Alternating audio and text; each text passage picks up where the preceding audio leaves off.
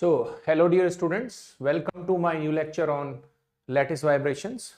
So in the first lecture we have talked about one dimensional monoatomic lattice vibrations. So उसमें हमने क्या करा था, lattice vibrational frequency find out करी थी और उसके limiting cases discuss करे थे. So in this new lecture, what are the outlines of the lecture will be? So it will be vibrations of one dimensional diatomic lattice. So per unit cell there will be two atoms. And in this we will discuss the simple harmonic approximation as we have discussed earlier, जैसे हमने पहले discuss किया था. Frequency निकालेंगे lattice vibration की. यहां पर जो है फोनोन्स दो तरह के होंगे, उनको डिस्कस करेंगे. फिर उसके लिमिटिंग केसेस लेंगे कि वाइब्रेशनल फ्रीक्वेंसी के लिमिटिंग केसेस क्या हैं. फोनोन का डिस्पर्शन रिलेशन देखेंगे और देखेंगे कि ऑप्टिकल एंड अकॉस्टिकल टाइप के फोनोन्स का डिस्पर्शन रिलेशन कैसा आता है. साथ ही साथ फिर हम उसको जनरलाइज वे में डिस्कस करेंगे कि अगर हमारे पास एक 3 डायमेंशनल क्रिस्टल हो जिसमें per unit cell p atoms हो, 2 की जगह 3 या 4 या 5 कितने भी हो, तो उसमें कितनी फोनोन ब्रांचेस बनेंगी. Okay, so let's go into the details. So हम यहां पर कंसीडर कर रहे हैं one dimensional diatomic lattice. So diatomic lattice क्या होता है भाई? डायएटॉमिक लैटिस होता है जिसमें क्या होता है, पर लैटिस पॉइंट 2 एटम्स होते हैं और दोनों के मासेस क्या होते हैं, अनइक्वल होते हैं. ठीक है, तो यहां पर लैटिस पॉइंट, जैसा कि हम पहले डिस्कस कर चुके हैं कि प्रिमिटिव यूनिट सेल में कितने एटम्स होते हैं, प्रिमिटिव यूनिट सेल में कितने भी एटम्स हो सकते हैं, बट लैटिस पॉइंट एक होगा. ठीक है, तो यहां पर लैटिस पॉइंट 2 एटम्स हम रख रहे हैं मिलाकर. तो हम यहां पर 2 अलग अलग तरह के मासेस को शो कर रहे हैं. लेट्स से जो येलो या गोल्डन कलर का एटम है, it is having mass m1, this is having mass m2, m1 m2 m1 and this is m2. Okay, तो यहां पर आप देख रहे हैं एक एटम थोड़ा मैंने छोटा बनाया है, एक एटम थोड़ा सा बड़ा बनाया है. तो मैं यहां पर मानकर चल रहा हूं कि m1 जो है वो लाइटर है किसके मुकाबले, m2 के मुकाबले. ओके, तो अब ये लैटिस पॉइंट कहां बिलोंग करेंगे. अब आपको लैटिस पॉइंट ना हर एटम के ऊपर नहीं दिखाने हैं. अगर आपने हर एटम के ऊपर लैटिस पॉइंट दिखा दिया, इसका मतलब आप कंसीडर कर रहे हैं मोनोएटॉमिक लैटिस. बट हम क्या कंसीडर कर रहे हैं, डायएटॉमिक लैटिस. एक चेन है डायएटॉमिक. इसका मतलब क्या है, लैटिस पॉइंट या तो m1 पर रहेगा या m2 पर रहेगा. ओके, तो आपकी चॉइस है, किसी पर दिखा सकते हैं. मैं दिखा रहा हूं लैटिस पॉइंट को m1 के ऊपर, तो अब यहां m2 पर नहीं दिखाएंगे लैटिस पॉइंट. कहां दिखाएंगे, यहां. लैटिस पॉइंट कहां दिखाएंगे, यहां. ओके, तो जो लैटिस पैरामीटर होगा, जो लैटिस कांस्टेंट होगा, वो किस किस के बीच की डिस्टेंस होगी, m1 के बीच की डिस्टेंस को भी हम लैटिस कांस्टेंट कह सकते हैं. साथ ही साथ यहां तो कह ही सकते हैं. और किसके बीच की डिस्टेंस को हम क्या कह सकते हैं, lattice constant. We can also call m2 के बीच की जो डिस्टेंस है वो क्या होगी, a. ओके, तो ऑब्वियस ही बात है, जो डिसिमिलर टाइप के एटम्स होंगे उनके बीच की डिस्टेंस क्या होगी, ये वाली डिस्टेंस क्या होगी, ये. This distance will be half of the lattice constant, a/2 होगी.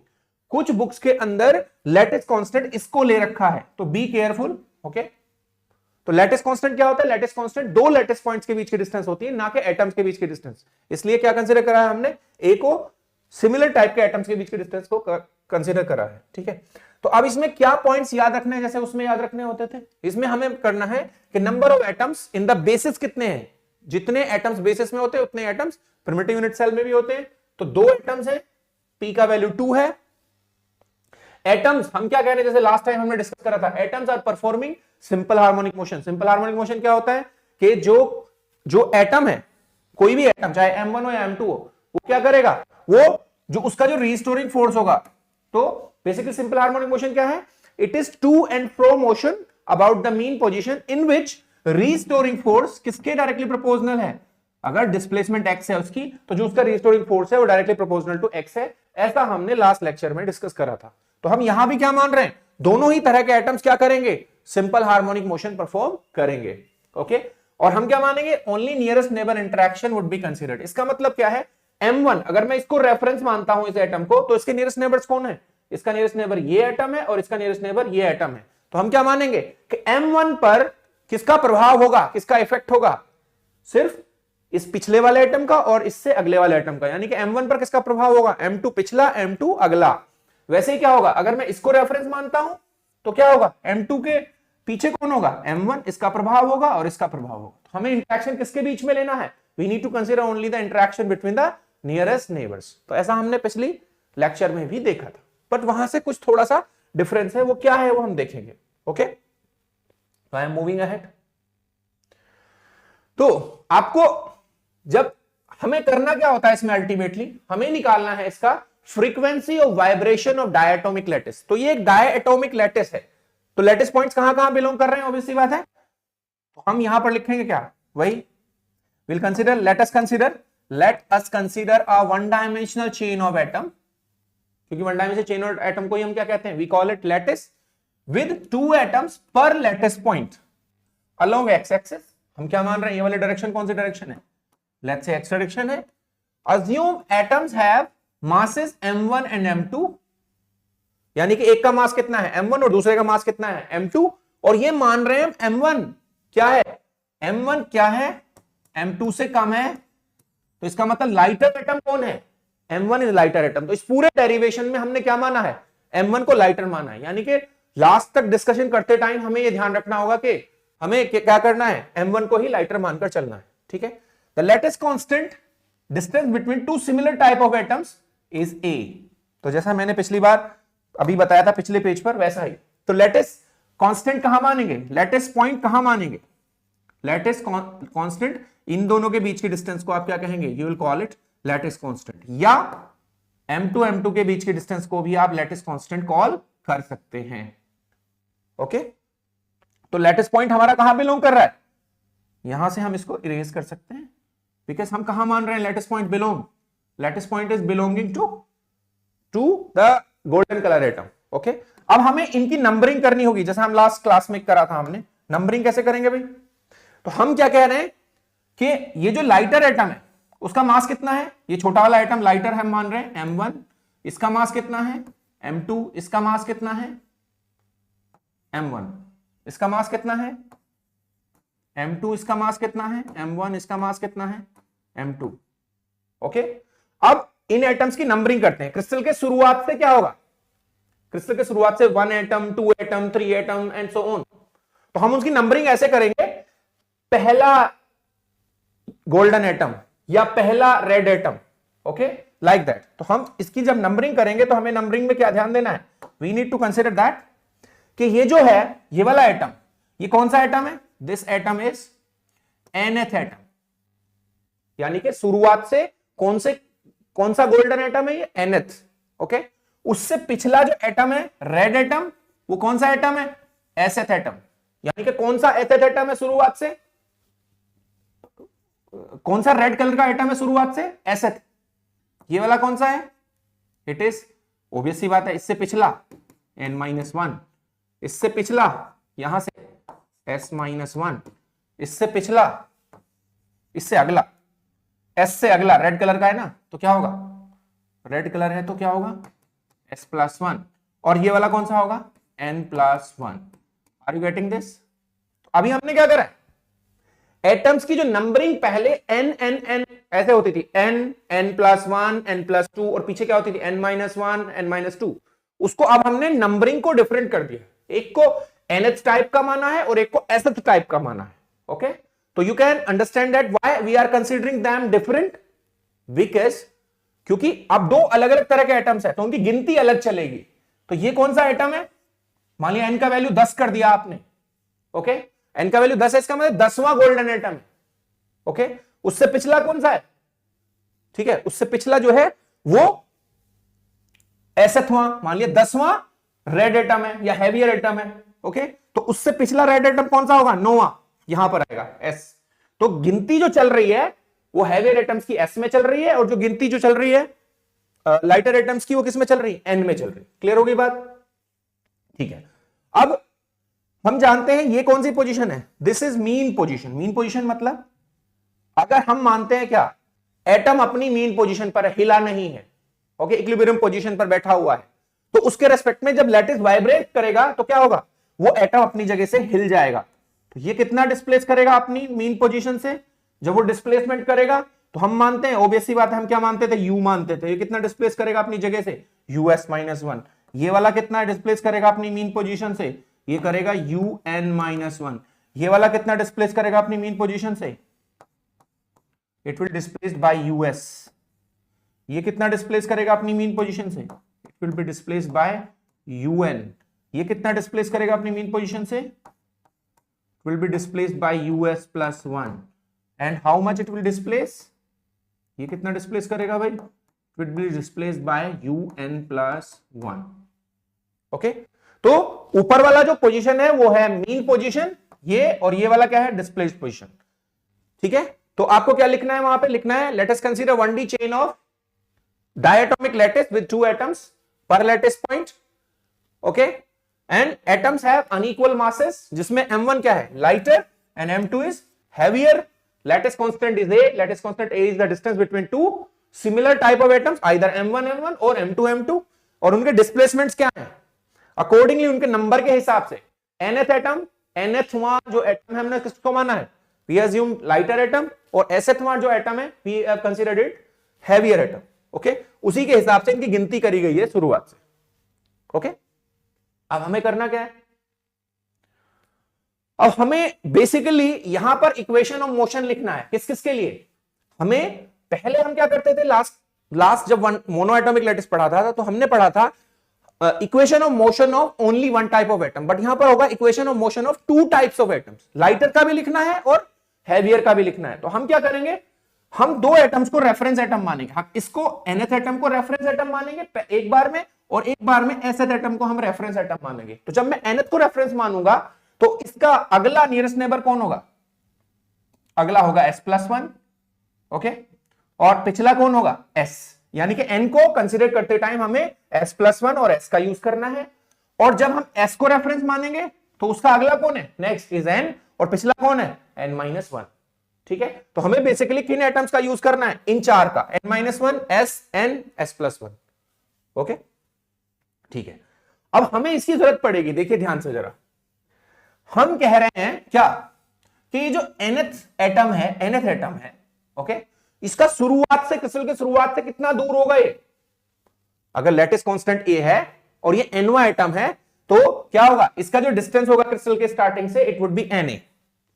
ओके, बट हमें उन इक्वेशंस में यह जरूरत पड़ेगी कि हम n को s की टर्म्स में कैसे लिखें। तो आप देख रहे हैं जो sthवां एटम है, इट इज a/2 डिस्टेंस। ठीक है, a/2 distance less than n। Okay, तो क्या होगा, na क्या होगा, आप na को ऐसे में कैसे लिखोगे, sa यहां तक का डिस्टेंस है और n कितना आगे है उसमें, a/2। तो हमने क्या करा, sa यहां तक का डिस्टेंस sa, और पहले क्या जोड़ दिया उसमें, a/2। और कभी कभी हमें जरूरत पड़ेगी s को किस में लिखने की, n में लिखने की, अभी पता चलेगा आपको क्यों। तो क्या होगा, यहां तक की डिस्टेंस कितनी हो गई, sth एटम की sa, और कितना आगे है nवां एटम, a/2। ओके, तो किस में लिखेंगे हम, कितना कम है, मतलब ऐसे कितना कम है na से, a/2। तो क्या लिख सकते हैं हम, na - a/2। तो na ज्यादा है, ऐसे कम है। ओके, तो इन दोनों इक्वेशंस को हम देख सकते हैं, na equals to sa plus a/2। तो ऑब्वियस सी बात है, यहां से क्या बन गया, यहां से क्या बन गया, sa equals to na minus a/2। अब इन इक्वेशंस का क्या यूज है वो हम देखेंगे। ओके, ठीक है, तो इन नंबरिंग को जरा ध्यान रखिएगा। अभी हमारा रेफरेंस एटम कौन सा है, our reference atom is nth atom and sth atom. Okay, तो इसमें करना क्या होता है, अब हमें लिखना है equation of motion, equation of motion of nth atom. पहले मैं किसके लिए बात कर रहा हूं, I am talking about lighter atom. Equation of motion मैं किसकी लिख रहा हूं, लाइटर एटम की। तो लाइटर एटम की इक्वेशन ऑफ मोशन क्या होगी, आपको पता है क्या, हुक्स लॉ के अकॉर्डिंग हमें पता है F इक्वल्स टू क्या होता है, -cx, जहां पर c क्या है, c is force constant, c is force constant. अब देखिए क्या है, ये है मास इनटू एक्सेलरेशन, ये क्या हो गया, force, mass into acceleration time double time derivative of position. किसके बारे में बात कर रहे हैं, nth के। तो कौन सा लिया मैंने पोजीशन, किसकी ली, nth एटम की। ओके, इक्वल्स टू माइनस, अब हम कह रहे हैं नियरेस्ट नेबर इंटरेक्शन। अब ये बताइए n का नियरेस्ट नेबर कौन है, पीछे, चलो चेक करते हैं। n का नियरेस्ट नेबर कौन है, पीछे s, और आगे कौन है, s+1। तो देखिए यहां पर क्या लिखी इक्वेशन, un - us, मतलब UN एंड US, मतलब रिलेटिव डिस्प्लेसमेंट कितनी हुई nth एटम की sth एटम के रेस्पेक्ट में, कितनी रिलेटिव डिस्प्लेसमेंट हुई उस चीज को बता रहा है। फिर S+1 के रेस्पेक्ट में nth की कितनी डिस्प्लेसमेंट हुई, हमने इन दोनों को मर्ज करा तो क्या बना, this minus and this minus has become plus, तो यूएस आ गया प्लस का, this minus and this minus has become plus, तो प्लस यूएस प्लस 1 आ गया, एंड माइनस मल्टीप्लाई होने पर क्या हुआ, 2 UN बन गए। तो इक्वेशन ऑफ मोशन क्या बन गई nth एटम की, लाइटर एटम की, C US plus 1 minus 2 UN। What is US, S atom का डिस्प्लेसमेंट अपनी मीन पोजीशन से, US plus 1 S plus 1 atom का अपनी मीन पोजीशन से, और UN क्या है, nth एटम का अपनी मीन पोजीशन से। आई hope you understand this equation number 1। अब हम लास्ट टाइम की तरह ही हम क्या कह रहे हैं, each atom is performing simple harmonic motion with only nearest neighbour interaction.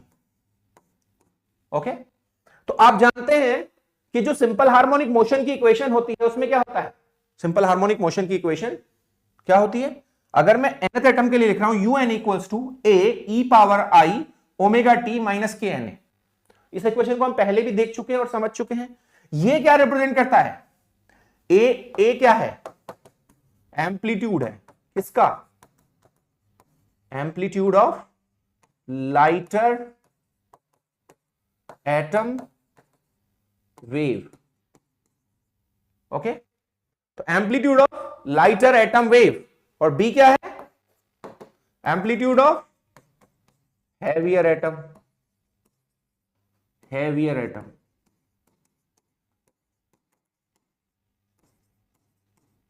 Amplitude क्या होता है भाई, आप सब जानते होंगे, एम्पलीट्यूड होता है maximum displacement of atom.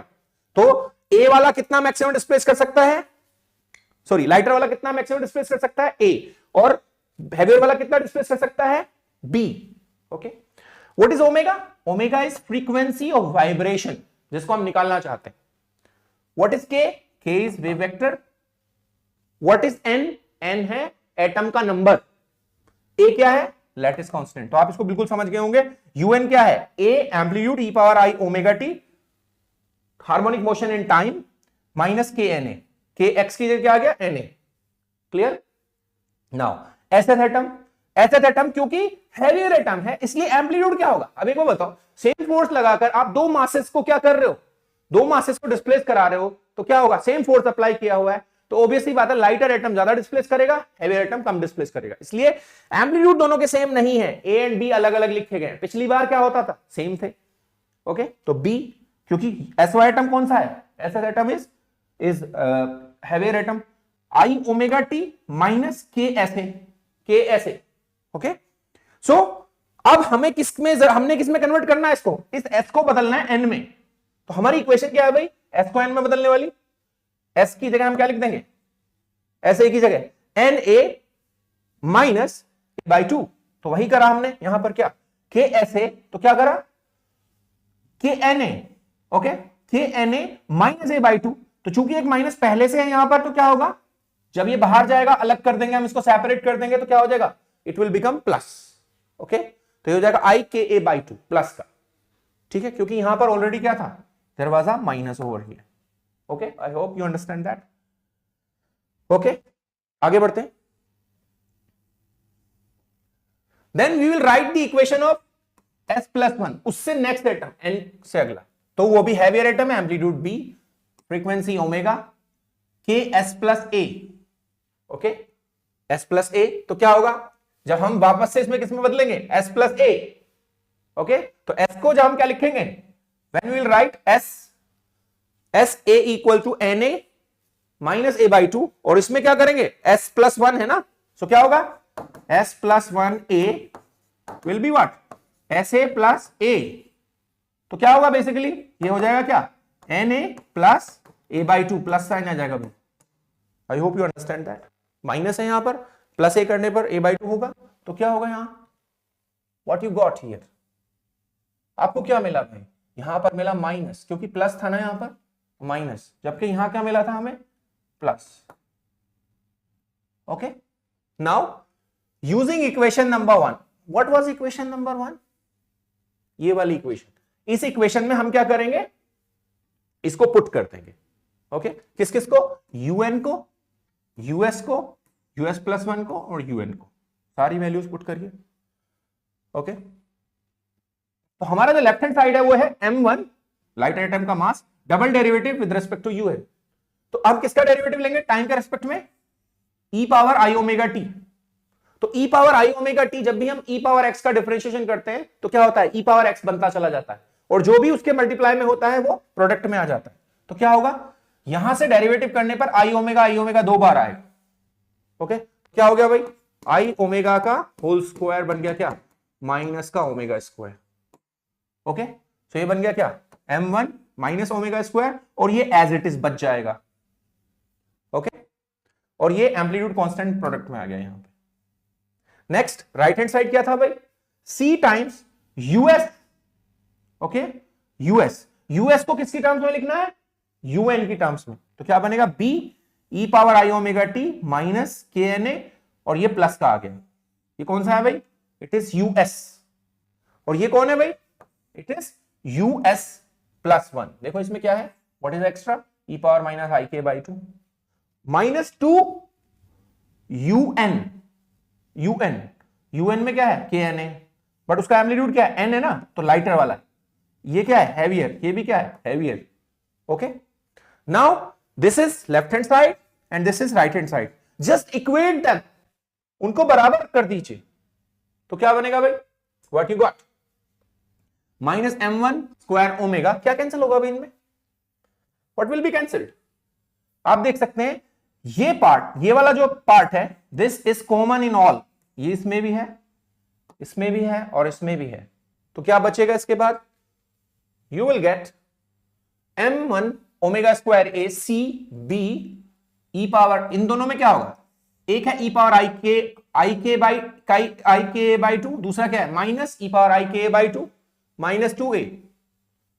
Okay, तो हम क्या कर सकते हैं, यहां पर 2 से मल्टीप्लाई और 2 से डिवाइड कर सकते हैं। 2 से मल्टीप्लाई 2 से डिवाइड, तो e power i k by 2 plus e power minus i k by 2 will become cos k by 2। Okay, cos k by 2।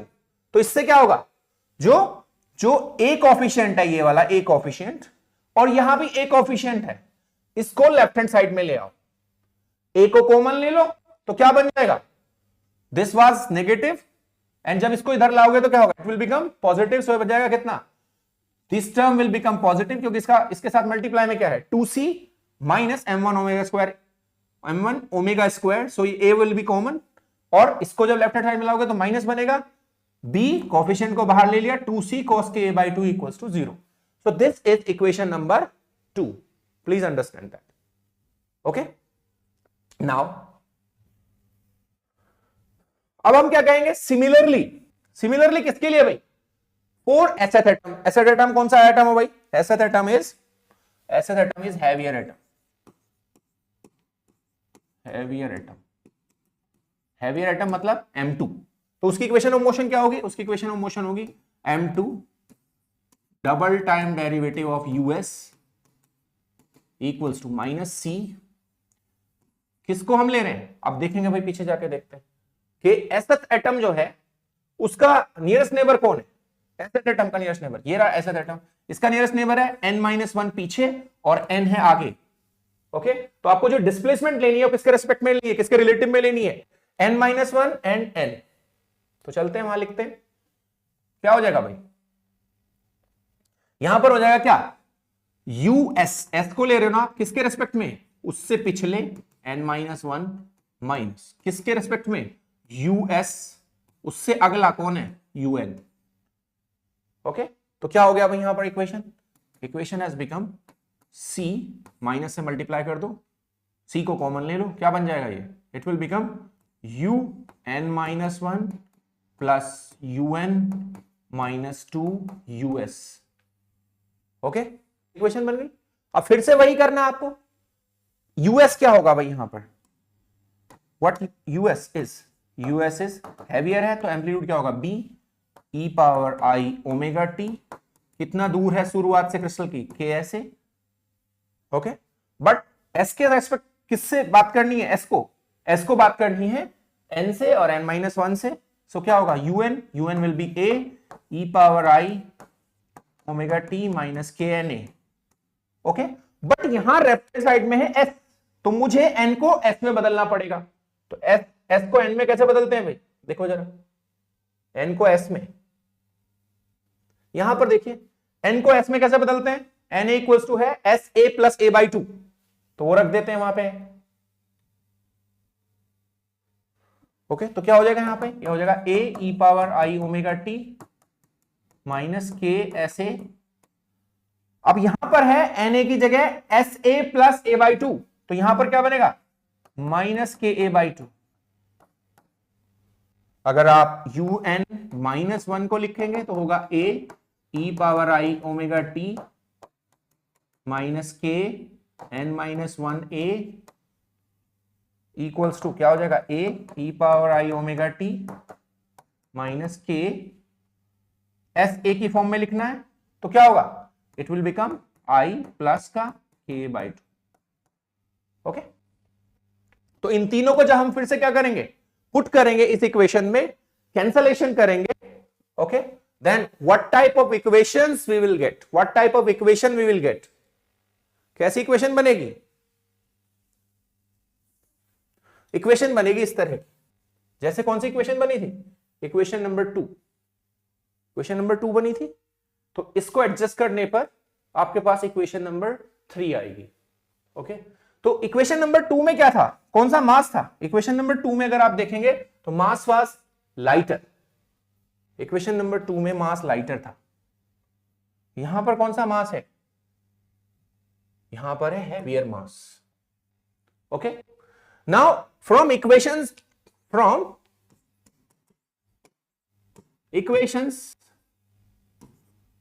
2 and 3 we'll get a non-trivial solution of non-zero solution of omega if determinant of these two equations are coupled equations। तो non zero solution find out करने के लिए क्या करना होगा आपको, इसके determinant को जीरो पुट करना होगा। डिटर्मिनेंट किसका भाई, जो ए और बी के प्रोडक्ट में है उनके डिटर्मिनेंट। ओके, कैसे निकलेगा, तो आप देख सकते हैं इक्वेशन नंबर 2 में, इक्वेशन नंबर 2 में ए के प्रोडक्ट में क्या है, कोफिशिएंट ए के प्रोडक्ट में 2c minus m1 omega square, और इसके प्रोडक्ट में क्या है minus 2c cos a by 2। तो ऐसे करेंगे 2c m1 omega square minus 2c this, और इस इक्वेशन में क्या है माइनस साइन है, minus 2c cos a by 2 into this equal to 0। अब डिटरमिनेंट कैसे निकालते हैं, product of this and product of this minus product of this equal to 0। तो जब हम इस इक्वेशन को लिखते हैं यहां पर तो क्या बनता है, you will gate 2c minus m1 omega square into 2c minus m2 omega square. तो जब हम इसको खोलते हैं, ओपन करते हैं, तो इसमें 4 टर्म आएंगी। पहला टर्म 4c स्क्वायर, पहला प्रोडक्ट जो आएगा वो यहां तक आएगा, इसमें 4 टर्म आ जाएंगी, मैंने खोल के लिख दिया है 4c square, then minus 2c, okay, m2 omega square and then similarly minus 2c m1 omega square. दोनों का प्रोडक्ट क्या होगा, m1 m2 प्लस हो जाएगा ये वाला टर्म, और ओमेगा पावर 4 बन जाएगा। और इनका प्रोडक्ट क्या होगा, ये देखो ये माइनस है, ये भी माइनस है, तो क्या होगा माइनस माइनस प्लस, बट चूंकि इसमें क्या होता है cross product of this minus cross product of this, तो क्या होगा माइनस साइन आएगा ultimately 4c square cos square k by 2। Okay, अब इसमें पावर जो बन रही है हमें निकालना क्या है, we need to solve it for frequency, omega के लिए सॉल्व करना है। तो क्या होगा, हम क्या लिख सकते हैं, ओमेगा पावर 4 को एक साथ, ओमेगा स्क्वायर वाली टर्म एक साथ, और जिनमें ओमेगा नहीं है वो एक साथ। तो अगर हम ऐसा करते हैं तो क्या मिलेगा, ओमेगा पावर 4 वाली टर्म के साथ m1 m2 है, and minus 2c m1 plus m2 है किसके साथ, ओमेगा स्क्वायर के साथ, और बाकी जिसमें ओमेगा नहीं है वो क्या है, वो है minus 4c square 1 minus cos square k by 2। Okay, तो इसको हम क्या लिख सकते हैं, 1 minus cos square k by 2 को लिख सकते हैं sine square k by 2। We can write it as sine square k by 2। Okay, अब आप जानते हैं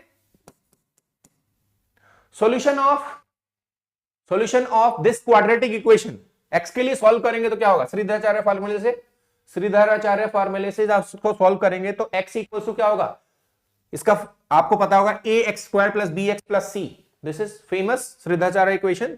तो इसमें श्रीधराचार्य इक्वेशन में अगर हम इसको सॉल्व करेंगे तो minus b plus minus under root b square minus 4ac by 2a होता है। ठीक है, तो यहां पर ये किसका काम कर रहा है, it is working as a, ये किसका काम कर रहा है पूरा का पूरा, इट इज बी, एंड बाकी बचा हुआ क्या है, सी की तरह काम कर रहा है इस इक्वेशन के लिए।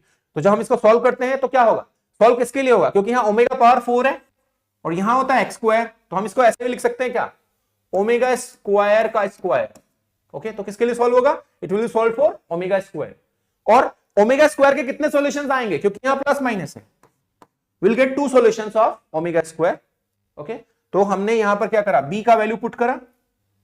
ओके, सो यहां पर जो सॉल्व करने पर आता है, ओके, हमने डिवाइड कर दिया, तो सॉल्व करने पर क्या होगा, omega plus minus square equals to C, C is force constant. C क्या किसका काम कर रहा है भाई, ये शायद हम लिख चुके हैं पहले भी, सी इज फोर्स कांस्टेंट या स्प्रिंग कांस्टेंट कहते हैं सी को, इसको स्प्रिंग कांस्टेंट कहते हैं। तो हमें निकालना था frequency of vibration of diatomic lattice. So इसको थोड़ा सा सिंप्लीफाई करने पर ये क्या हो जाएगा, m1 plus m2 divide by m1 bye m2, तो क्या होगा, it will become 1 by m2 plus 1 by m1 plus minus c this. So ultimate equation of frequency of vibration will be this, c 1 by m1 plus 1 by m2 plus minus c 1 by m1 plus 1 by m2 का whole square minus 4 sine square k by 2 m1 m2। Okay, जिन books में दो dissimilar type के atoms के बीच में m1 m2 के बीच के distance को a लिया हुआ है, वहां पर उनकी इक्वेशन में यहां पर साइन स्क्वायर ka आता है, बट हमारी इक्वेशन में क्या आ रहा है, in our equation this is sine square ka by 2। Okay, तो ध्यान रखिएगा थोड़ा सा इसका, यही लेकर आपको चलना है, बिकॉज जो लैटिस कांस्टेंट होता है वो दो लैटिस पॉइंट्स के बीच की डिस्टेंस होती है, ना कि दो एटम्स के बीच की डिस्टेंस। ठीक है, ये हो गया। अब ये जो आया हमारा एक्सप्रेशन, ठीक है, तो इसमें दो वैल्यूज मिल रही हैं हमें, we are getting 2 allowed values of frequency of vibration, दो अलाउड वैल्यूज मिल रही हैं frequency of vibration.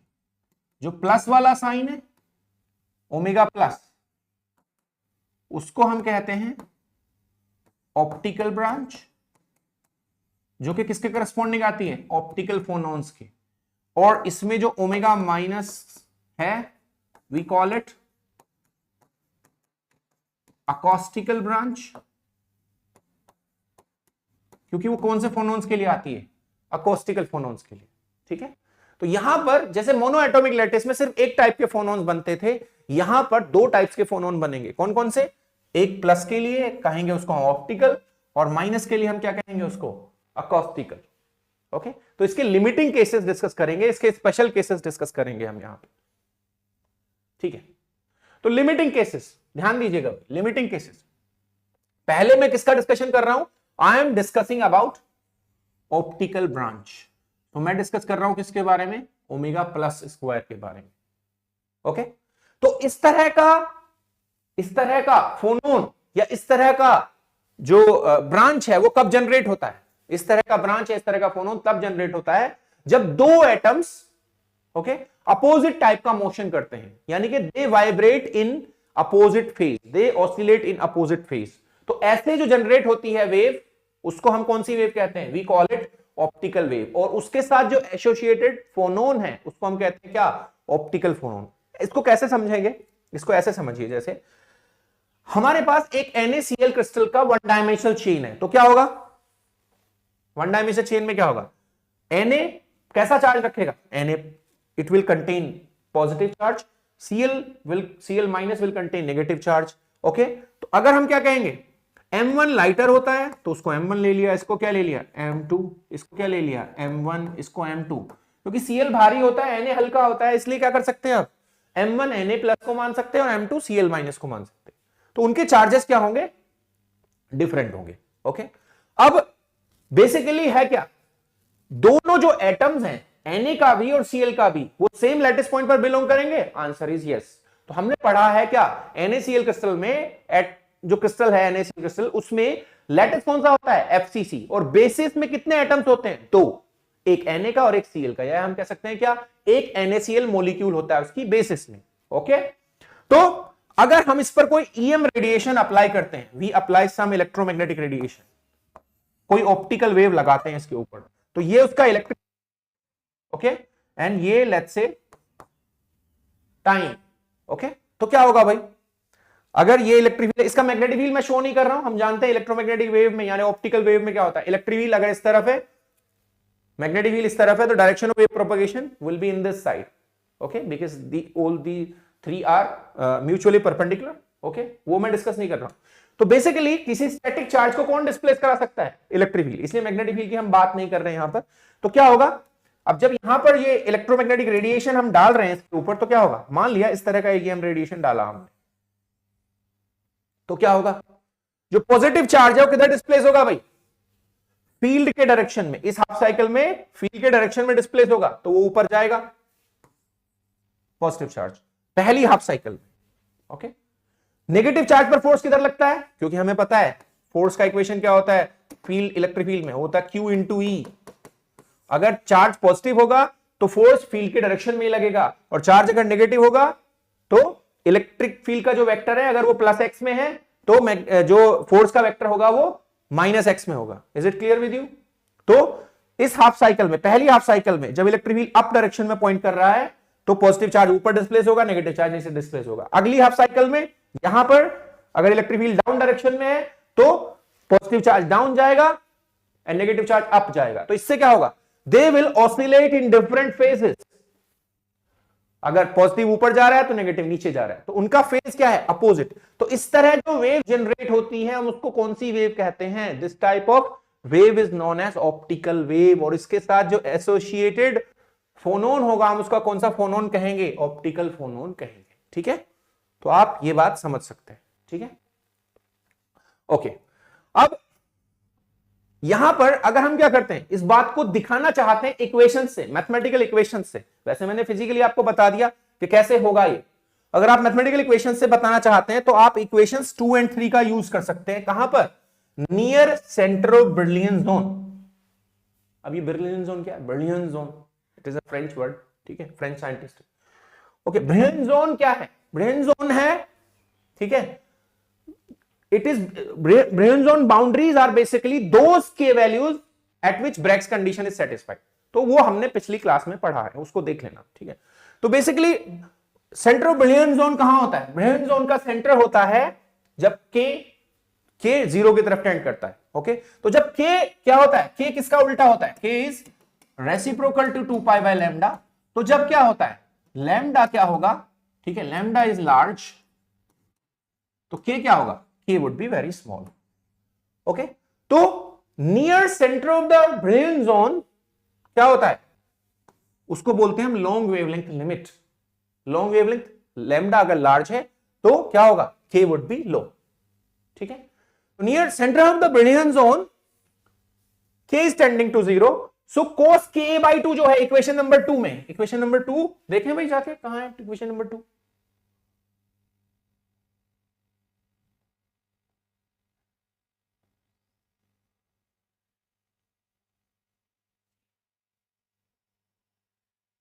Equation number 2, इसमें cos k by 2 near centre of brilliant zone क्या होगा, cos k by 2 it would B, जब क्या होता है, जब थीटा 0 की तरफ टेंड करता है, ठीक है, तो cos थीटा किस तरफ टेंड करता है, 1 की तरफ। ओके, तो इसको हम क्या ले लेते हैं, वी टेक इट एज 1। तो हमारी इक्वेशन क्या बन जाएगी, our equation becomes, our equation becomes this. इसमें से मैंने क्या करा, cos k by 2 को 1 रख दिया।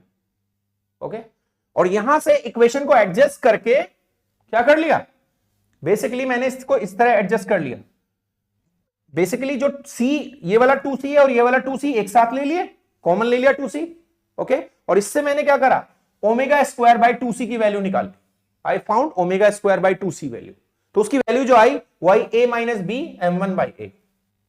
तो इसको हमने कह दिया इक्वेशन number 6। Now similarly we'll do the same exercise with equation number 3। where is equation number 3, ये इक्वेशन नंबर 3। इसमें भी हम cos k by 2 को क्या रखेंगे, cos k by 2 को लिखेंगे 1, तो इससे हमारा -a2c plus 2b times 2c minus m2 omega square बनेगा। सिमिलरली हम उसको भी इक्वेशन नंबर 3 से करेंगे, तो हमारा ये इक्वेशन बनेगा, इससे भी मैं क्या निकाल लूंगा, ओमेगा स्क्वायर ओवर 2c की वैल्यू, तो वो इतनी आती है। अब इक्वेशन नंबर 6 एंड 7 को हम इक्वेट कर देंगे ओमेगा स्क्वायर बाय 2c, तो हमारा जो इक्वेशन बनेगा वो बनेगा b by b minus a divide by m2b, b minus a divide by m2b, ये a minus b bye m1a, तो ये कहां से बनेगा भाई, a minus b divide by m1a, तो 2 एंड 3 में cos a by 2 की cos के a by 2 की वैल्यू 1 रखने पर हमें ये इक्वेशन मिलती है। तो what we got a by b, a क्या है, amplitude of lighter atom, b क्या है, एम्पलीट्यूड ऑफ हैवियर एटम, में एक माइनस साइन आ रहा है। माइनस साइन क्या बता रहा है, माइनस साइन बता रहा है फेज को, यानी कि वो कैसे ऑसिलेट कर रहे हैं ऑप्टिकल वेव में, they are oscillating in opposite phase. Minus sine cos pi होता है ना, cos pi equals to -1, so opposite phase, pi कितना डिफरेंस उनके बीच में, phase difference of pi, m2 by m1, तो एम्पलीट्यूड जो है वो इनवर्सली प्रोपोर्शनल है मास के, ये भी बात है। इसका मतलब कौन ज्यादा डिस्प्लेस होगा, जो जितना हल्का होगा उतना ज्यादा डिस्प्लेसमेंट आएगा, ठीक है। तो ऑप्टिकल फोनोन या ऑप्टिकल ब्रांच कहां से जनरेट होती है, opposite type of motions of two types of charges, okay, ठीक है। तो मैं बात कर रहा था at long wavelength limit in continuum model, ठीक है, continuum model, in the continuum model, ठीक है, जो ऑप्टिकल ब्रांच है वो जनरेट होती है। ऑप्टिकल ब्रांच किसको कहते हैं, जिसमें अपोजिट टाइप के ऑसिलेशंस होते हैं। उसकी फ्रीक्वेंसी कितनी है भाई, उसकी फ्रीक्वेंसी है omega plus square equals to c 1 by m1 plus 1 by m2 plus minus c under root 1 by m1 plus 1 by m2 का square minus 4 sine square ka by 2 divide by m1 m2। So plus minus नहीं आएगा यहां पर, क्योंकि हम कौन सी लिख रहे हैं, we are writing optical wave, ठीक है। तो ये आएगा expression will be this, okay. तो हम कह रहे हैं when near centre of Brillouin zone बात कर रहे हैं ना, so ka by 2 is tending to 0 because k is tending to 0 long wavelength.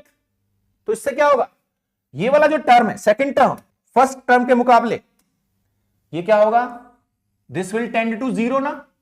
But हमें देखना होगा ऐसा तो नहीं हो रहा कि अगर हम इसको 0 पुट कर रहे हैं तो ये सारा इक्वेशन 0 हो जा रहा है, ठीक है। तो अगर हम इसको 0 पुट करते हैं साइन स्क्वायर के बाई 2 को, तो ये इक्वेशन नॉन जीरो बन रहा है। इसलिए आप क्या कर सकते हैं, you can neglect this term in comparison to this term, इसको नेग्लेक्ट कर दीजिए कंप्लीटली, ओके। नेग्लेक्ट करने पर क्या होगा, नेग्लेक्ट करने पर आपको मिलेगा ओमेगा प्लस स्क्वायर, कहां मिल रहा है भाई ये वैल्यू, ये ध्यान देना होगा आपको, कहां, near centre of Brillouin zone, या के एग्जैक्ट ना करके टेंडिंग कर लो, near centre of Brillouin zone क्या मिल रहा है, you are getting c 1 by m1 plus 1 by m2, okay. और इतना ही वैल्यू यहां से मिल जा रहा है, तो इसका मतलब क्या हुआ, it has become twice. So what is omega plus value कहां पर, near centre of Brillouin zone will be, अब अंडर रूट लेंगे तो फिर से प्लस माइनस आएगा, but frequency would be taken as positive लिया जाएगा उसको, इसलिए क्या लिखेंगे, अंडर रूट क्या 2c क्या 1 by m1 plus 1 by m2। तो अगर आपसे कोई पूछता है आगे से, क्या ये कौन सी इक्वेशन है देख लें, this equation is equation number 8, तो ये हो गई 9। अगर आगे से आपसे कोई पूछता है कि near centre of Brillouin zone जो ऑप्टिकल ब्रांच होती है, ठीक है, उसमें उसकी जो फ्रीक्वेंसी है वो किस पर डिपेंड करती है, हैवियर मास पर, लाइटर मास पर, या दोनों मासेस पर, तो आप देख सकते हैं it depends on both the masses. Clear हो गया, ठीक है। तो near centre of Brillouin zone it depends on both the masses, okay. ये हो गया। तो एट लॉन्ग वेवलेंथ लिमिट या लो फ्रीक्वेंसी या continuum model, this will be valid. Okay, next optical branch. Optical branch में ही दूसरा limiting case at short wavelength. Okay, short wavelength. अब आप जानते हैं इसमें क्या है, शॉर्ट वेवलेंथ कब बनेगी भाई, इसमें आपको मिल रहा है साइन स्क्वायर के बाई 2। तो साइन स्क्वायर के बाई 2 का जो मिनिमम वैल्यू था वो किस तरफ टेंड कर रहा था, minimum value was tending to 0। इसमें मिनिमम वैल्यू क्या था, it was tending to 0, k tending to 0, so sine square k by 2 tending to 0, इसलिए मैंने उसको नेग्लेक्ट कर दिया। बट अभी क्या है, मैक्सिमम वैल्यू कितना होगा, short wavelength. Okay, short wavelength कब मिलेगा भाई, जब आपको क्या मिलेगा, साइन स्क्वायर क्या वैल्यू ले सकता है भाई, sine square can take plus minus pi by 2। Maximum कहां पर बनता है भाई ये, it becomes maximum at plus minus pi by 2, क्योंकि साइन पाई बाई 2 क्या होता है, sine pi by 2 is 1, square है तो इसलिए क्या होगा, प्लस का वैल्यू भी और माइनस का वैल्यू भी 1 बनेगा। Okay, it is 1। Okay, so comparison करने पर क्या मिलता है, on comparing it what you get, you got ka by 2 equals to plus minus pi by 2, implies that what is k value, maximum k value is what, plus minus pi by a। तो ये किसको बताते हैं, these values tells us about Brillouin zone boundaries, इसको बोलते हैं BZ में लिखते हैं भाई इसको शॉर्ट में, Brillouin zone boundaries। ठीक है, Brillouin zone boundaries कहां मिलेंगी आपको, plus minus pi by a value पर। Okay, so at these values, अच्छा तब लैम्डा का वैल्यू कितना होगा, लैम्डा आप जानते हैं k क्या होता है, k is 2 pi by lambda. It means जब k मैक्स होगा तो लैम्डा क्या होगा, लैम्डा विल बी मिनिमम। तो क्या लैम्डा मिनिमम वैल्यू बनेगी भाई, अगर मैं इसमें k का मोड ले लेता हूं क्या, पाई बाई ए, सो मैं I take is pi by a equals to क्या, 2 pi by lambda min. So what is the value of lambda min, lambda min is कितना हो जाएगा, पाई कैंसिल कर दो, लैम्डा विल बी 2a। तो यानी कि व्हेनेवर यू हैव, जब आपके पास k का value plus minus pi by है, तब आपको लैम्डा का वैल्यू कितना है, 2a है, ये मिनिमम वैल्यू। ठीक, चलो उस टाइम पर ऑप्टिकल ब्रांच का Brillouin जोन बाउंड्री के ऊपर जब पाई बाई की तरफ टेंड करेगा तब क्या वैल्यू बनेगा, देखते हैं। तो ये वाला जो वैल्यू था, जो ये था साइन स्क्वायर के बाई 2, तो मैंने उसको लिख दिया क्या, it would tend to 1, this value will tend to 1, so it will become c। तो क्या हो जाएगा, c 1 by m1 plus 1 by m2 plus c under root 1 by m1 plus 1 by m2 का whole square minus 4 sine square k by 2 बन गया 1 divide by m1 bye m2।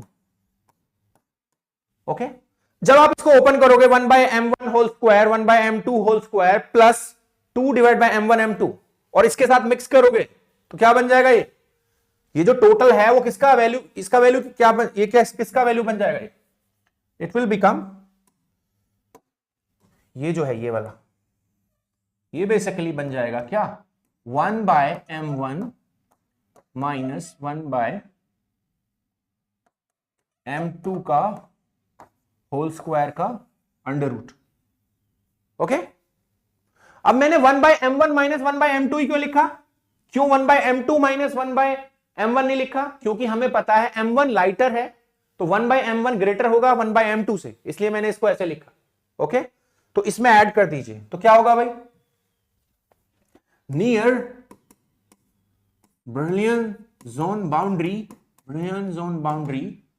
c 1 by m1 plus 1 by m2 plus c, जब आप क्या करेंगे यहां पर square से अंडर रूट हटाएंगे तो क्या बचेगा, 1 by m1 minus 1 by m2, so what cancels what, which one would be cancelled, m1 remains, m2 is cancelled, सो ये क्या हो जाएगा, it will become 2c by m1 lighter atom. So omega plus square near Bragg-Jones boundary would be 2c by m1, equation which equation है ये 10. Okay तो अगर आपसे कोई पूछे in optical branch at Bragg-Jones boundary, ठीक है, जो फ्रीक्वेंसी है वो किस पर डिपेंड करती है, लाइटर एटम, हेवियर एटम या दोनों एटम, तो क्या होगा, it will depend only on lighter atom. Okay so कौन से एटम्स रेस्ट पर होंगे और कौन से वाइब्रेट कर रहे होंगे, m1 lighter will vibrate, however m2 heavier will be at rest, वो वाइब्रेट नहीं कर रहा होगा ऑप्टिकल ब्रांच. ठीक है भाई, चलें आगे. This was the discussion of optical branch, limiting cases. आगे बढ़ते हैं. अकोस्टिकल ब्रांच. अकोस्टिकल ब्रांच कौन सी ब्रांच होती है भाई, अकोस्टिकल ब्रांच वो ब्रांच होती है जिसमें दोनों एटम्स क्या करते हैं, सेम फेज में वाइब्रेट करते हैं, उनके फेजेस अपोजिट नहीं होते हैं. ठीक है, सो कंटिन्यूअम मॉडल में फिर से भाई क्या, कंटिन्यूअम मॉडल मतलब ओमेगा प्रोपोर्शनल टू के. ठीक है, तो ऑप्टिकल अकोस्टिकल ब्रांच के लिए, अकोस्टिकल ब्रांच के लिए ओमेगा प्रोपोर्शनल टू के. सो इसमें क्या होगा, के इज टेंडिंग टू 0, तो lambda is tending to what, lambda is tending to what, lambda is tending to infinity या lambda tending to 2a, lambda tending to infinity, क्योंकि k tending to 0 है, 2 pi by lambda. Okay तो क्या limit है, lambda is very very greater than what, a. इस limit को हम क्या कहते हैं, lambda is very very greater than है, मतलब लैटिस कांस्टेंट के मुकाबले उसका जो वैल्यू है इट इज वेरी लार्ज. इसको हम बोलते हैं बेसिकली क्या, we call it long wavelength limit. ठीक है, अब इस पर हम साउंड वेव अप्लाई करें तो sound wave doesn't see charges, तो क्या होगा, positive charge as well as negative charge.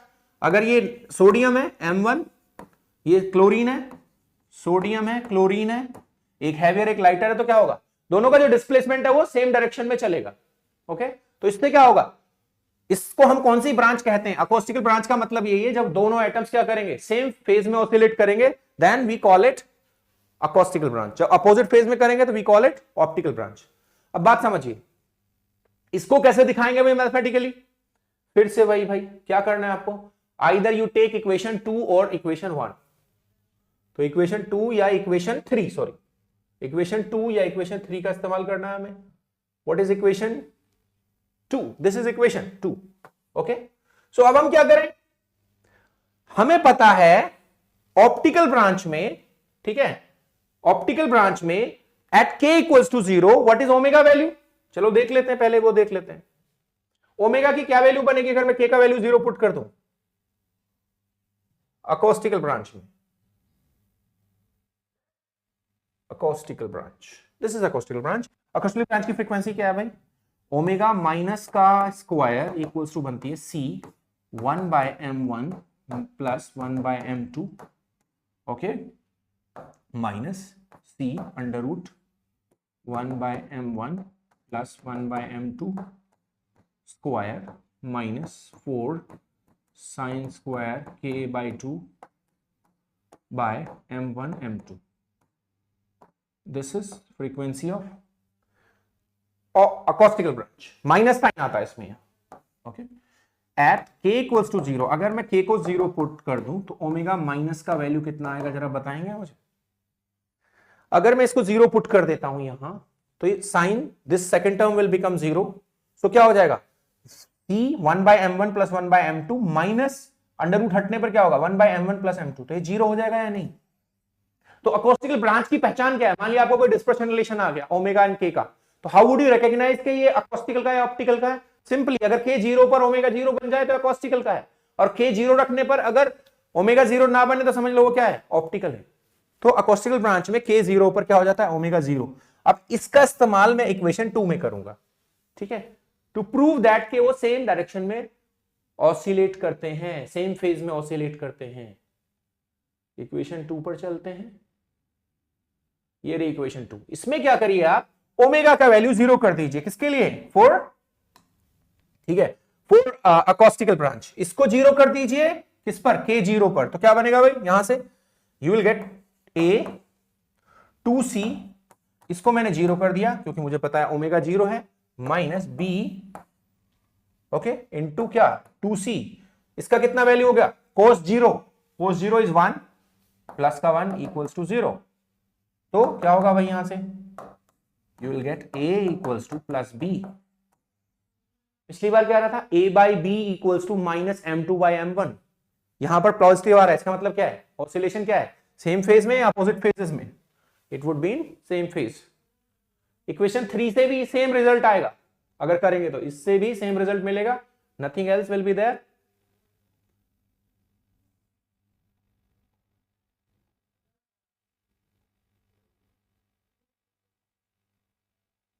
Okay यहां पर थे हम, तो यहां से हमें पता चला क्या, यहां से हमें पता लगा कि A इक्वल्स टू क्या है प्लस B है। इसका मतलब क्या है, ये जो एटम्स हैं दे विल और आयंस हैं they will oscillate in same phase, they will not be oscillate in opposite phases, ठीक है, इस तरह हो जाएगा। नाउ अभी हमें क्या दिख रहा है, near centre of brilliant zone, ठीक है, नियर ये कौन सा भाई, कौन सा जोन होता है भाई, near centre of brilliant zone.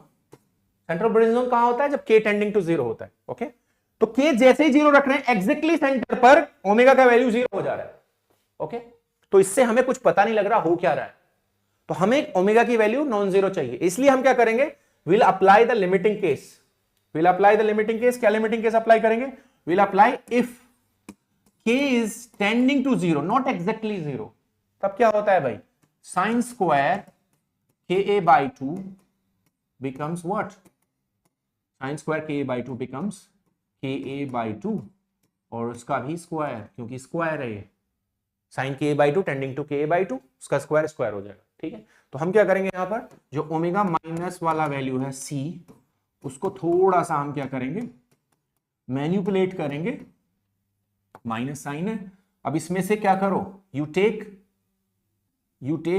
This 1 by m1 plus 1 by m2 common, क्योंकि कहां पर ये क्या था भाई, ये जो स्क्वायर है ना इसको हमने बाहर ले लिया तो अंडर रूट से स्क्वायर हट जाएगा, तो यहां पर ये बाहर आएगा, अब बचा अंडर रूट में क्या बचेगा, यहां बचेगा 1 माइनस, क्योंकि ये हमने बाहर ले लिया यहां से, ठीक है। सो ये क्या है, अगर हम इसको लिखें इसका डिनोमिनेटर, इसका कॉमन डिनोमिनेटर ले लें तो वो नीचे बनेगा m1 m2, ऊपर बनेगा m1 प्लस m2, है ना, तो ये क्या हो जाएगा बेसिकली, अच्छा इसकी जगह क्या आ जाएगा 4 साइन स्क्वायर K बाई 2, तो हो जाएगा 4 Ka बाई 2 का होल स्क्वायर, ठीक है भाई। नीचे पहले से क्या था m1 m2 था, अब जो आपने बाहर लिया है 1 by m1 plus 1 by m2 का होल स्क्वायर बाहर लिया है, उसकी जगह क्या आ जाएगा, ऊपर आ जाएगा m1 m2 स्क्वायर और नीचे क्या आ जाएगा m1 प्लस m2 का square. Hope you understand this, okay. So अब कैंसिल क्या होगा भाई, what cancels what, 4 cancels this, 2 का स्क्वायर है कैंसिल हो गया, एक m1 m2 की पावर कैंसिल हो गई, ओके। सो फाइनली क्या बना भाई आपके पास, फाइनली आपके पास बनता है, आप इस एक काम करो C 1 by m1 plus m2 को पूरे में से कॉमन ले लो, तो ये बन गया 1 बाय दिस, ये प्लस है, ओके सॉरी मैंने माइनस लिख दिया था, 1 बाय m1 m2, ये हो गया 1 यहां से 1 माइनस अंडर रूट 1 माइनस क्या बच रहा है भाई m1 m2 ऊपर बच रहा है, यहां पर बच रहा है क्या a स्क्वायर डिवाइड बाय नीचे क्या बच रहा है m1 प्लस m2 का होल स्क्वायर, ओके। सो अब आपको शायद पता होगा बाइनोमियल एक्सपेंशन के बारे में, you know what is binomial expansion, binomial expansion क्या है, अगर हमारे पास क्या है if we have what 1 plus x power n और x जो है बहुत छोटा है किससे 1 से, तो what we can write it as, we can write it as 1 plus nx, आगे की टर्म्स नेग्लेक्ट कर सकते हैं, तो इसमें भी क्या है, ये जो k है वो छोटा है बहुत बड़ा है, k is very small, this k is very small, so what you can do, you can ये जो पावर 1/2 है ना अंडर रूट में, उसको क्या लिख सकते हैं, उसको मल्टीप्लाई कर सकते हैं यहां पे, ठीक है। तो क्या हो जाएगा इससे, इससे आपके पास आ जाएगा c 1/m1 plus 1/m2 bracket 1 minus m1 m2 k square a square by 2 m1 plus m2 का होल स्क्वायर ब्रैकेट क्लोज। तो क्या कैंसिल होगा इससे भाई, what cancels what, this cancels 1 this, okay. तो minus minus now become plus, तो हमारा जो फाइनल एक्सप्रेशन होगा वो क्या होगा, अब इसको भी आप क्या लिख सकते हैं 1/m1 प्लस m2, तो m1 m2 इससे कैंसिल हो जाएगा, तो इससे जो ओमेगा माइनस स्क्वायर कहां पर k टेंडिंग टू 0 पर जो आएगा वो आएगा c क्या बचा भाई, c के साथ k square a square, k square a square divided by 2 m1 plus m2, एक पावर बचा रह गया भाई। तो इसको अगर हम थोड़ा सा अंडर रूट लेते हैं इसका, माइनस अकॉस्टिकल वेव की frequency near Brillouin zone would be under root 2c। अब क्या कर सकते हैं आप, जो ये है इसके साथ में मल्टीप्लाई, ठीक है, उसको आप क्या लिख सकते हैं, you can write c divided by 2 m1 plus m2 into ka। ये हमारी कौन सी इक्वेशन है भाई, व्हाट इज दिस इक्वेशन, 10 के बाद आएगी 11। सो इन अकॉस्टिकल वेव जो फ्रीक्वेंसी है वो किसके प्रोपोर्शनल है, k के, ओके। इसीलिए यहां पर क्या होगा, अगर कोई आपसे कहता है speed of sound, speed of sound किससे निकलेगी भाई, अकॉस्टिकल वेव से, ऑप्टिकल वेव से, अकॉस्टिकल वेव से। Speed of sound, speed of sound जो होगी, साउंड की स्पीड vs, वो क्या होगी ओमेगा बाय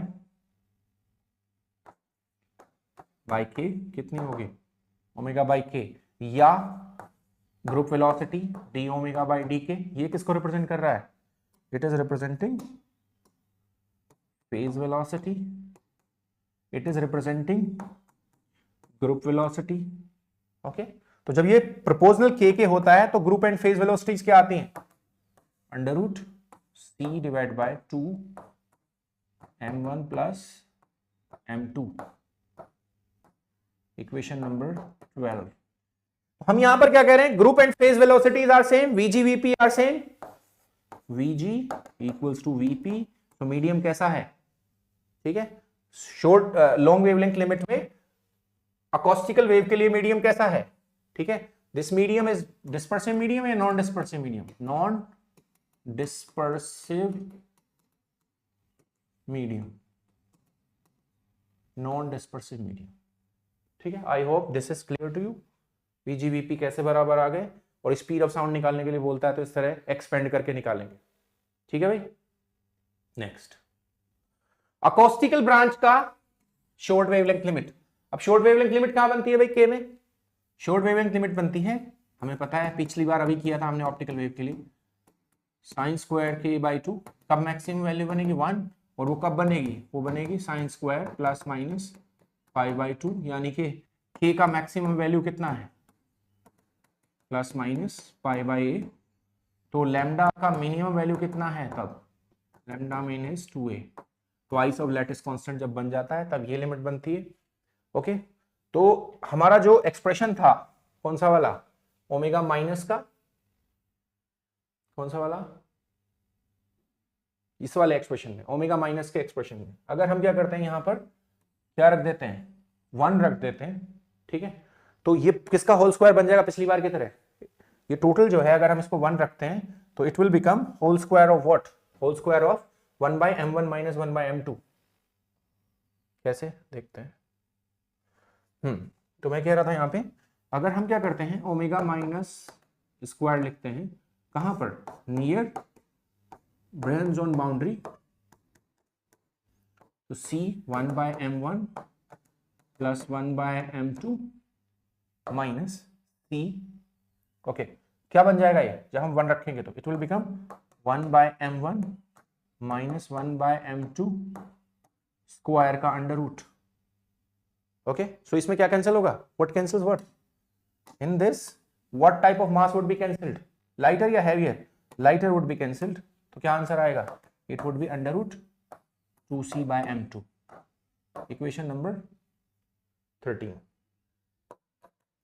तो इससे क्या पता चलता है, near centre of Brillouin zone boundary जो सॉरी अभी इसको अंडर रूट मत लगाओ, ठीक है, don't put under root over it, क्योंकि ये मैंने स्क्वायर ही लिया हुआ है अभी भी, क्या हो गया ये, इट इज 2c/m2, अभी इक्वेशन पुट नहीं कर रहे हैं हम इसको, सो भी ओमेगा माइनस का स्क्वायर क्या होगा, ओमेगा माइनस ही लिख देते हैं, near Brillouin zone boundary would be under root 2c/m2, किस पर डिपेंड करता है भाई, it depends on the heavier mass और the lighter mass, so in a costal branch near Brillouin zone boundary it depends on the heavier mass or the lighter mass, it depends on the heavier mass। तो अगर इसमें heavier मास आ रहा है तो कौन सा atom vibrate कर रहा है, इसमें हैवियर वाइब्रेट कर रहा है और लाइटर क्या है, रेस्ट पर है, ठीक है। तो हमने चार मतलब एक फ्रीक्वेंसी से 4 लिमिटिंग केसेस बनाए, 2 ऑप्टिकल के लिए 2 अकॉस्टिकल के लिए, उनको आप डिस्पर्शन रिलेशन की फॉर्म में कैसे रिप्रेजेंट करेंगे और कैसे एक्सप्लेन करेंगे। ओके, डिस्पर्शन रिलेशन जैसे मैं पिछली बार भी बता चुका हूं, यह है डिस्पर्शन रिलेशन किसका, फोनोन का, ठीक है। इसमें हमें 2 ब्रांचेस दिख रही हैं, we can see there are 2 branches, ठीक है। तो यहां पर हम लिखेंगे क्या, upper frequency branch, upper frequency branch किसके लिए है, ओमेगा प्लस के लिए, वो किसके लिए है, it is for optical branch, optical branch, okay, upper frequency, and lower frequency branch, lower frequency branch, lower frequency branch is omega minus, वो किसके लिए है, this is for acoustical wave, acoustical wave, okay. Upper optic upper branch is optical branch, मतलब जो आप ये जो branch देख रहे हैं ऊपर यहां, here this is for, this plot is for omega plus and this plot is for omega minus, okay. तो जो ऑप्टिकल, अच्छा ये क्या है भाई, यहां से यहां तक का जो जोन है इसको हम कहते हैं क्या, we call it Brillouin zone. तो कौन सा ब्रिलियन जोन है, first Brillouin zone, there are many Brillouin zones, first second third and fourth, this is first Brillouin zone, okay. So at this centre, this is centre, जब k 0 होता है तो centre of brilliant zone बनता है, तो brilliant zone का जो centre है, ओके, उस पर ओमेगा प्लस का वैल्यू क्या है, ओमेगा प्लस का वैल्यू है under root 2c 1/m1 plus 1/m2, ये ग्राफ पता होना चाहिए भाई आपको, ओके। एंड ऑप्टिकल ब्रांच में एट ब्रिलियन जोन बाउंड्री, ये क्या है, what is this, this is BZ boundary, BZ boundary, Brillouin zone boundary, Brillouin zone boundary पर ओमेगा प्लस का वैल्यू कितना है, ओमेगा प्लस का वैल्यू था under root 2c by lighter atom, lighter atom से डिवाइड कर रहे हो, लेस मास से डिवाइड कर रहे हो तो क्या होगा, फ्रीक्वेंसी ज्यादा आएगी, ठीक है। ऑन द अदर हैंड ये क्या है भाई, what is this, this omega minus 0 है कहां पर, एग्जैक्टली 0 पर। पहचान क्या है अकॉस्टिकल ब्रांच की, अकॉस्टिकल ब्रांच की पहचान है, अगर k 0 पर फ्रीक्वेंसी 0 आए तो कौन सी ब्रांच है, अकॉस्टिकल ब्रांच, और उसकी वैल्यू कितनी है यहां, omega minus, it is under root 2c/m2, okay, 2c/m2। तो ये नीचे आ रहा है, तो यहां पर आप देख सकते हैं there is a frequency gap, there is a frequency gap, यहां पर एक फ्रीक्वेंसी गैप है, इसको हम क्या कहेंगे, डेल्टा ओमेगा। तो व्हाट इज डेल्टा ओमेगा, आप निकाल सकते हैं आराम से यहां से, delta omega is difference of omega plus minus omega minus, कहां, near Brillouin zone boundary, okay. तो आप कह सकते हैं क्या, ये अकॉस्टिकल फोनोन, ये कौन सी ब्रांच है भाई, this is acoustical branch, acoustical branch, and this is what? Optical branch. So allowed frequency range of diatomic lattice is divided into two parts. ऐसे कहेंगे, ठीक है? Allowed frequency range is divided into two parts. Upper branch is known as the optical branch and lower branch is known as the acoustical branch. Okay, and frequency of optical branch at Brillouin zone, at the center of Brillouin zone, depends on both the masses. Okay, however, at exactly Brillouin zone boundary पर जो acoustical branch होगी उसकी frequency 0 होगी. At Brillouin zone boundary, optical branch में lighter atoms moving होंगे, heavier आ ही नहीं रहा इसमें तो rest पर होगा. Similarly किस पर? Acoustical branch में heavier will be moving and lighter will be at rest. So there will be a frequency gap at the zone boundary. Okay, so इतना band क्या है? इतना allowed band है किसका? यहां से लेकर यहां तक. ये allowed band किसका है? This is allowed band for acoustical branch. and ये वाला कहां से यहां तक कितना allowed, किसका allowed band है? This is allowed band of optical branch. So allowed band of acoustical branch, frequency gap, and then allowed band of optical branch. So this is what? This is frequency gap. तो frequency gap किसकी characteristic है? Diatomic lattice की. तो ये कैसे behave कर रहा है? It is behaving as a band pass filter. क्योंकि ये bands में pass कर रहा है. जबकि monoatomic lattice क्या था? It was a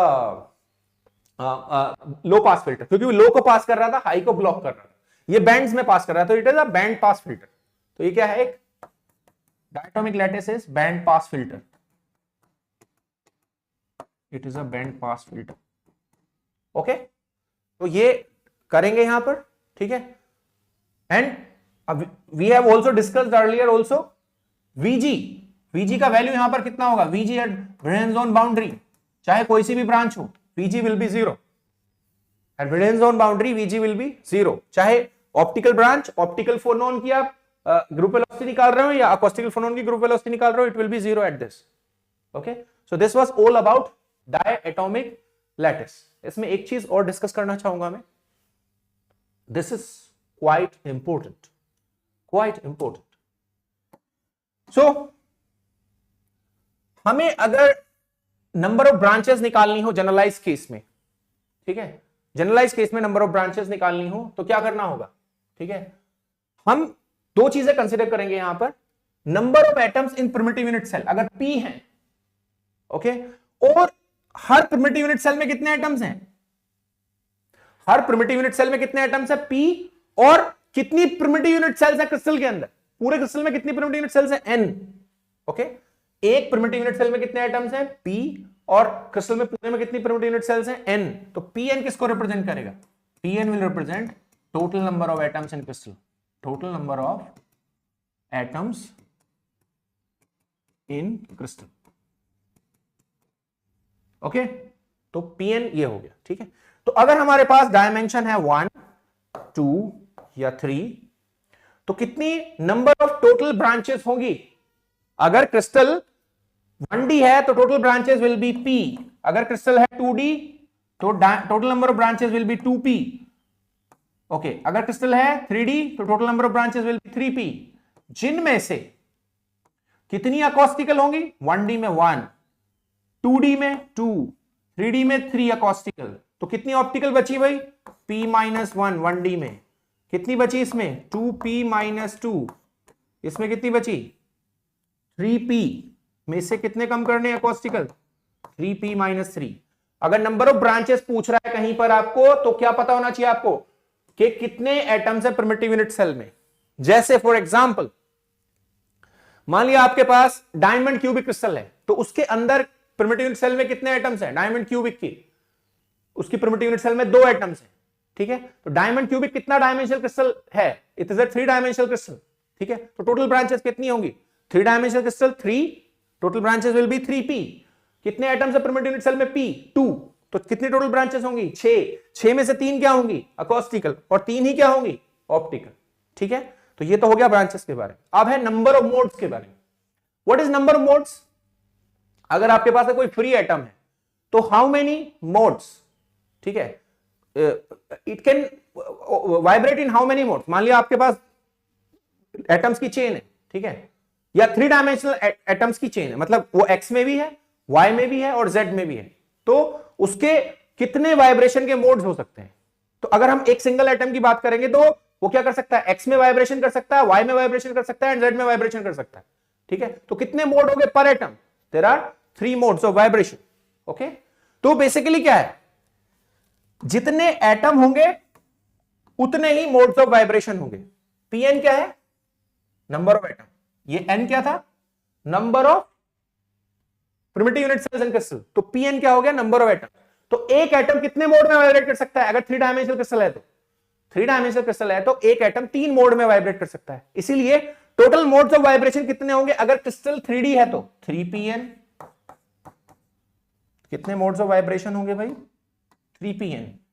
pn हो गया नंबर ऑफ एटम। एक एटम कितने में वाइब्रेट कर सकता है? x में, y में, z में, तो 3pn। अगर 2D है तो क्या कर सकता है? x, y में। अगर 1D है तो सिर्फ एक में कर सकता है, ओके। कितने अकोस्टिकल मोड्स हो गए? मोड्स में और ब्रांच में फर्क होता है, तो मोड्स कितने बचे भाई? ठीक है, मोड्स हो गए कितने? n। इसमें कितने हो गए? 2n। इसमें कितने हो गए?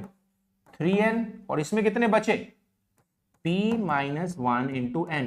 मतलब आपको क्या करना है, ये जो ब्रांचेस आई थी ना, इनमें क्या मल्टीप्लाई कर देना है? Simple n। इसमें भी n मल्टीप्लाई करा तो क्या? 2p माइनस 2 में मल्टीप्लाई करेंगे तो क्या आएगा? n। और ये क्या आएगा? 3p माइनस 3 में n। तो क्या मल्टीप्लाई करना है अभी ब्रांचेस में?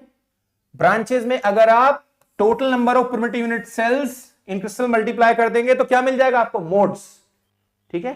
तो ध्यान दीजिएगा क्वेश्चन में क्या पूछा हुआ है, नंबर ऑफ मोड्स पूछे हुए हैं या नंबर ऑफ ब्रांचेस पूछी हुई है? नंबर ऑफ ब्रांचेस याद कर लो और क्या किससे मल्टीप्लाई कर दो? n मतलब number of primitive unit cells in crystal, total number of primitive unit cells in crystal, तो you will get number of modes, okay.